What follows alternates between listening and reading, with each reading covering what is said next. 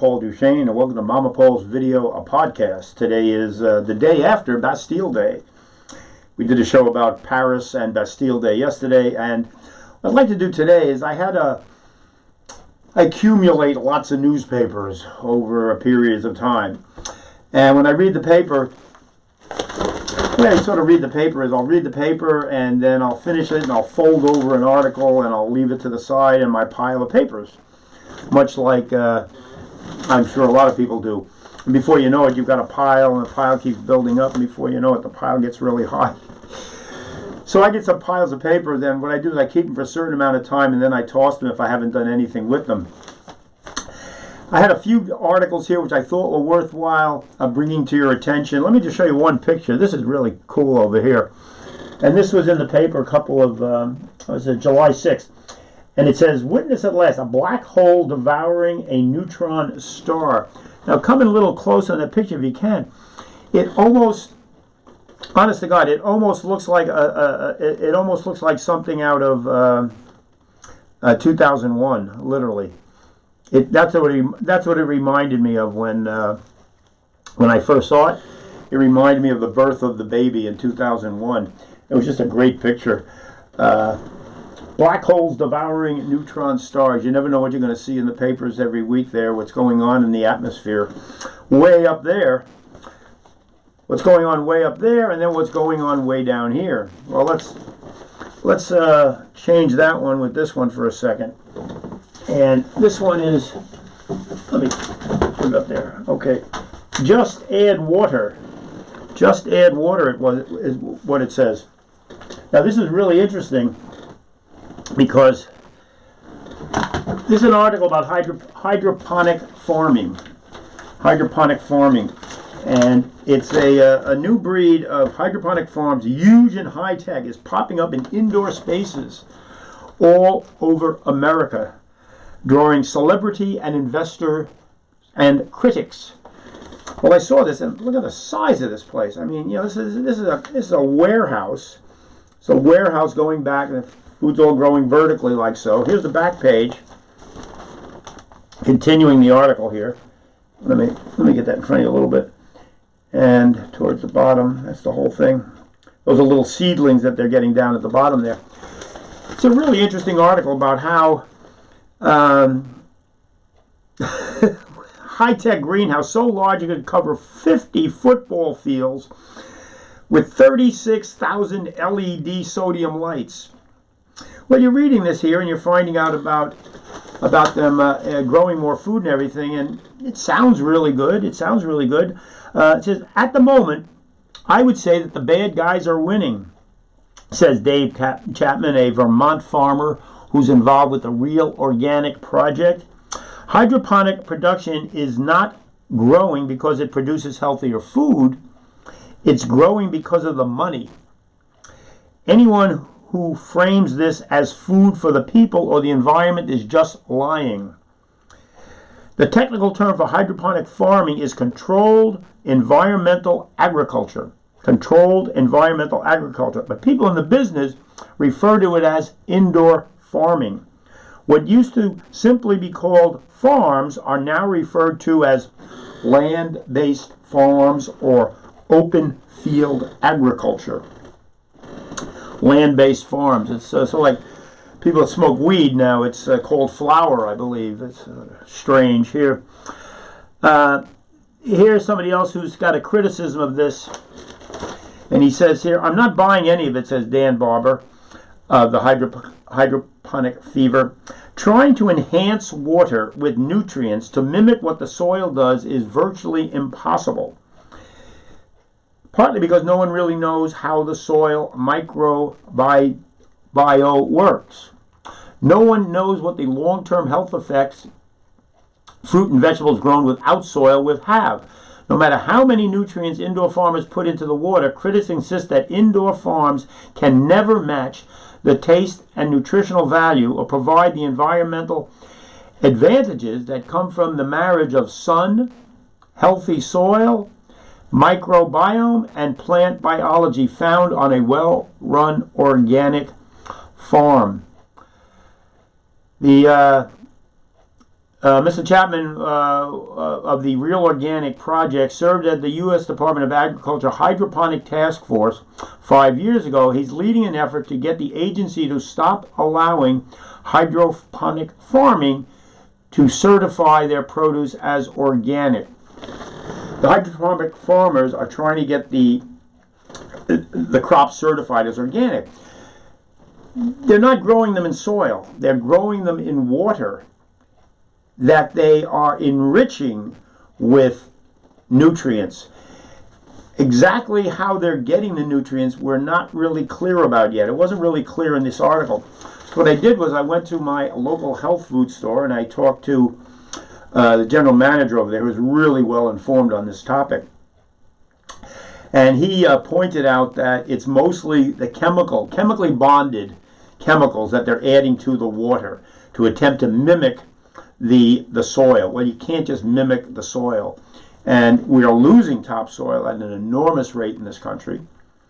And that's been going on due to the chemical farming for the last 50, 60, 70 years.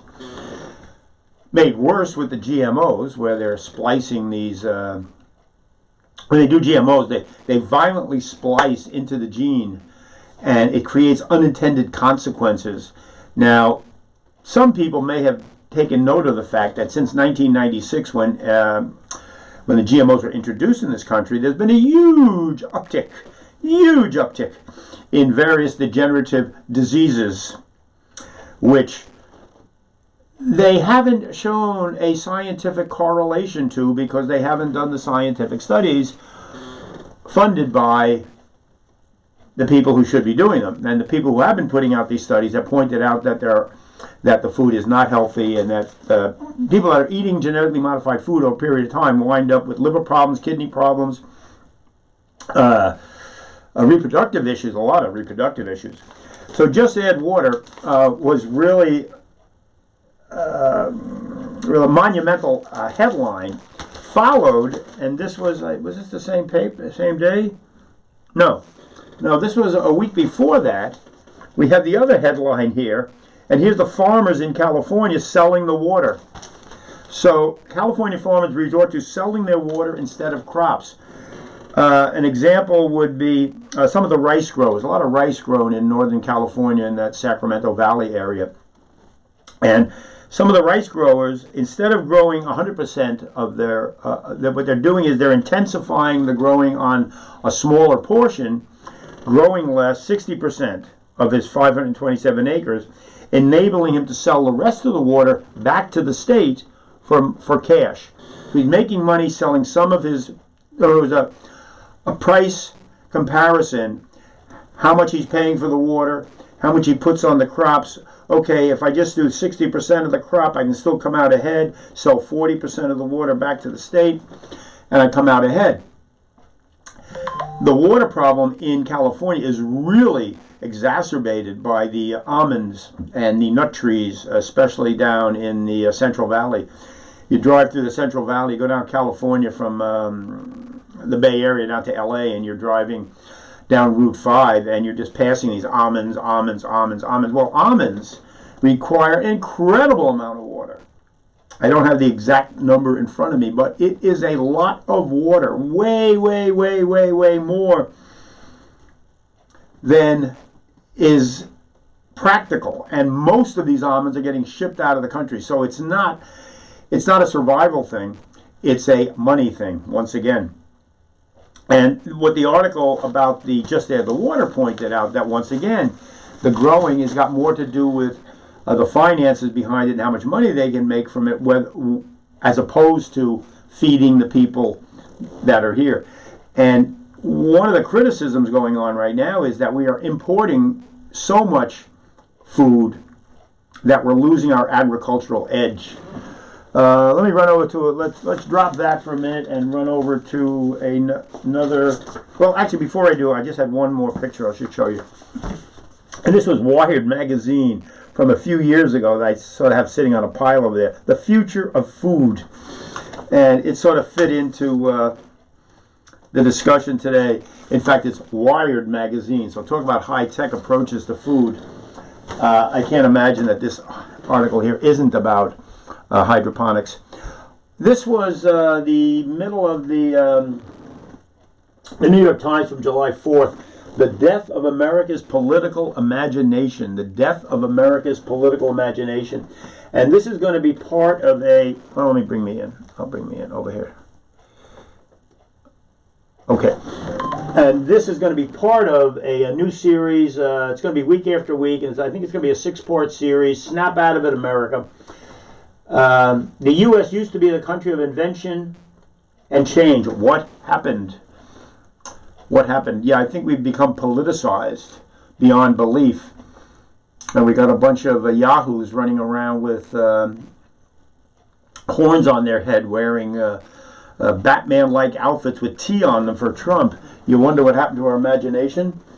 2 other interesting headlines on this one page. Enlist the young. I couldn't agree with this more. The subtitle is Compulsory National Service Would Build Bridges Between Americans. I totally believe that we should have compulsory national service. Doesn't mean you're going into the Army. You could go into the Peace Corps. You could go into an agricultural thing. But I think young people should do a certain amount of national service. I think it helps bring us all together. I really do. I joined the, back in the, I talked about this on a couple of shows ago about Vietnam, and I had joined the service. People were getting drafted back in the 60s. And what's happened is we now have a professional army. I mean, we might as well have Hessians out there. We're not drafting, and we have a professional army. And a lot of these guys are shifting over to that far right, brain dead kind of populist patriotism. Another title on this page, it was Abolish Debt. There is an interesting book out right now about the 5,000-year history of debt. The whole capitalist system, the whole financial system is built on debt, which is why your credit cards are so important. The credit card, remember there weren't really any credit cards back in the early 50s, early mid-50s. They came out and they were actually invented. There were a couple of people in San Francisco who worked for Bank of America. One of them being Michael Phillips, was the co-inventor of the Bank of America of the plastic credit card, which now is responsible for a tremendous amount of debt. I buy most of my food using my credit card. Why? Because I get bonus points from it. And using my credit card to buy all my food, which is a couple $100 a week, $300-400 a week sometimes. Over the course of the year, that added up, and that literally paid for the airfare to go back east for my grandkids' wedding a month or so ago. So the country's built on debt. And the debt isn't necessarily the best thing for the individual family to have a lot of, but it's good for the banks, and the banks are making a fortune right now. In fact, in today's paper, Morgan Stanley and one more were quoted somewhere in the $50 billion profit for the quarter, this last quarter.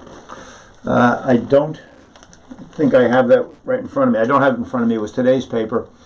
And they were talking about Goldman Sachs and Morgan Stanley and how when you start talking $50 billion as profits for quarters on page 1, and then you're looking at the homeless encampment 2 miles away being, so they're shoveling these homeless people more and more out of the way and everything.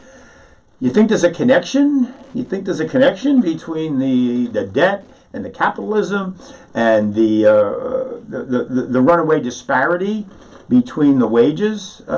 Just today, there was a tweet 300 times. The average CEO is making about 300 times what the average worker is in the companies. Now, there are some people that are up as high as 450 to 500 times, but the average is, I think it was 299, I think was the number that was used. Okay, let me do a couple more little interesting stories that were in the paper. This one here, we'll go over to the sideboard here. Oops. Democratic activist. No, conservative spies. Democratic activists, no, they're not. They're conservative spies. And it's sort of a funny article because just last week something happened in town here where somebody on the town council was making a... we're talking about renaming the major boulevard in the town here, that it's named after somebody who has not in the woke world. Sir Francis Drake is not woke enough. Now, I would define woke as people who don't know what the hell they're talking about and have their heads up their tushies. Sir Francis Drake was not the worst guy around. For a brief period, he worked for somebody who did have slaves. He went on to free his slaves. He went on to free free slaves. He went on to work with the Indians. This guy has a really good history. But this whole woke crowd, this whole cancel culture stuff has gone over the board, way too far extreme. But what we're looking at here, these Democratic activists. So somebody had said something, and a whole bunch of us were like, is that somebody that's on our town council? And it turns out to be a woman who's on our town council, and she was calling everybody in town. Everybody in town supposedly walks around with a $200 sneakers on. We're all white, and we couldn't possibly make a decision that would be fair because of those two conditions: the the sneakers and the whiteness. I was wondering whether she was part of this group here, because I read this the next day in the paper. Democratic activists, no, conservative spies. The young couple posing in front of the Eiffel Tower at the Paris Hotel in Las Vegas fit right in. Two people in a seat of idealistic Democrats who had arrived in the city in February for the Democratic primary debate. They had each donated $10,000. They participated in the cocktail hour before. They worked the room. They had their little pins on. I don't need to give their names here. But the point is, they're not Democratic activists. They're part of a group, an insane... the Trump thing, I don't know, but it just makes less sense every day. These people, these are Trump supporters who are out of Arizona. Where are they? Yeah, okay. They were trained in spycraft at Wyoming ranch of Eric Prince. Eric Prince, the guy from who's Betsy DeVos's brother, and Eric Prince is the guy who had Blackwater, which was the paid army that's over in the Middle East and all over the planet here, and a real super right-wing guy. He has a ranch in Wyoming where they are training people to infiltrate Democratic groups, progressive groups, find out some dirt on people so that we can discredit people. This is the kind of thing going on right now. So some people will sort of, oh, you're overly concerned about the loss of democracy. Are you kidding? I think we're all underly concerned about the loss of the democracy. Here's another little interesting book you might want to look into. And the book is called Democracy Rules by Jan Werner Mueller. And he's talking about progressivism. He's talking about populism and progressivism. And populism, he argues, like populists, like to present themselves as champions of democracy, but their notion of the people is cramped and exclusionary. Critics, political rivals, and immigrants are banished to the realm of the circle of concern.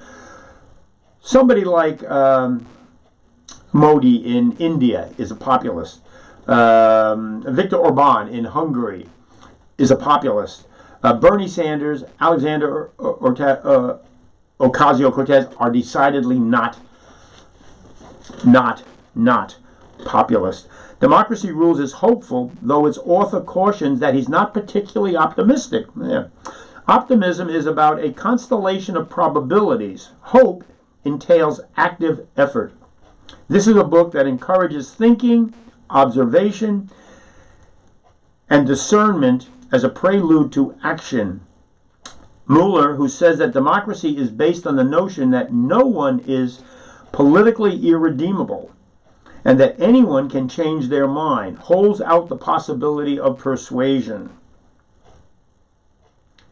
He goes on to, he ends this, he points to the right-wing media ecosystem that offered an alternative reality in the 2020 election, in which it was simply unthinkable that Donald Trump hadn't won.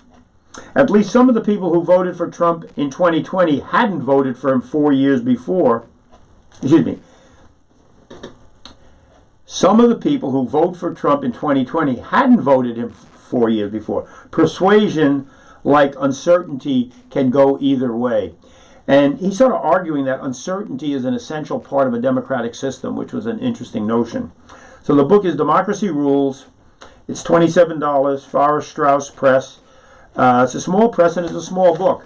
You might like that. You might be interested in that.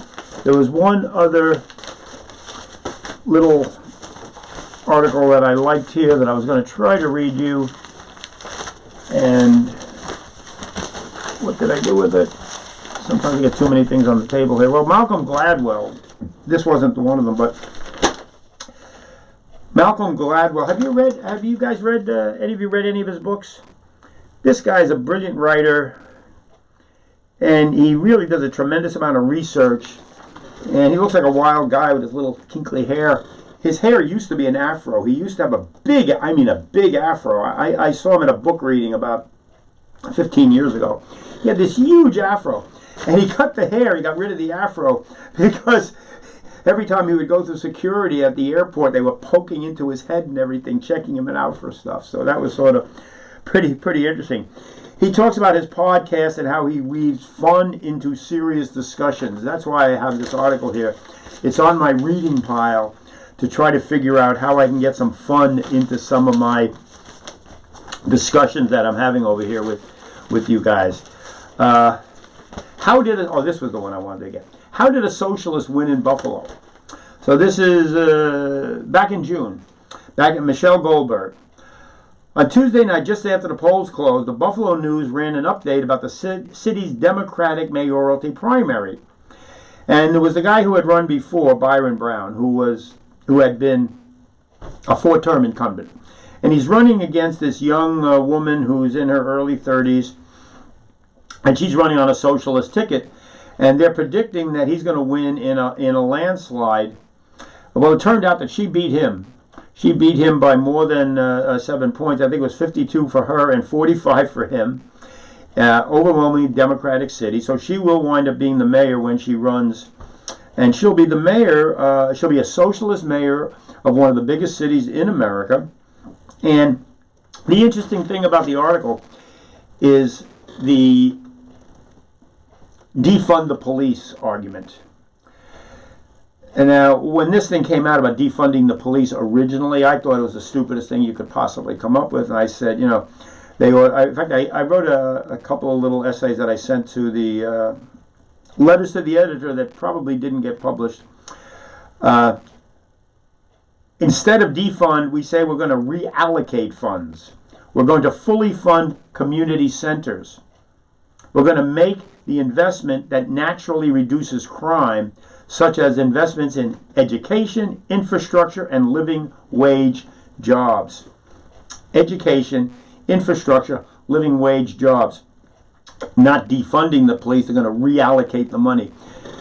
It was against the law for a black person to read a book during the period of slavery in the 1800s. It was literally a crime for a black person to attempt to read a book. It's shocking some of the stuff you look back on. So they're talking about the education, the infrastructure, which is collapsing all around the country. I mean, in terms of the roads. When I first came to California, the roads were really well paved. Well, I feel like I'm on a roller coaster coming up the hill now, coming up to my house. There's potholes all over the place. The infrastructure has not kept up with the money that's made by the high-tech companies who use the infrastructure. So as San Francisco has grown enormously in finance, the bulk of this money has all gone to the people at the top and not to either the people at the bottom or to the infrastructure that supports the businesses that they're doing. And these are crucial points to make here. Education, infrastructure, and a living wage job. There is on the Huffington Post today, there's a map of the United States, and it's showing how many people can afford to live in a one-bedroom apartment on the minimum wage salary. And it's ludicrous map. It's a ludicrous map. You can hardly afford to live in America if you're working at minimum wage. You really can't. You need 2 or 3 jobs to even sustain yourself in this country here. So anyways, we have another socialist, a second socialist in the country. I like the word socialism. I don't think there's anything wrong with socialism. I think we live in a society. I think the basic premises of socialism is basically capitalism with regulation. If you look at the social democracies in Europe, that's what you've got. You've got capitalism with regulation. Okay, I think we sort of did it. I guess the last story, oh my God. This one, yeah, Jesus, look at this. And this goes back, this is a few weeks ago, too. And it still hasn't. This is July 7th. Safety of the U.S. Embassy in Kabul is a top concern. Kabul.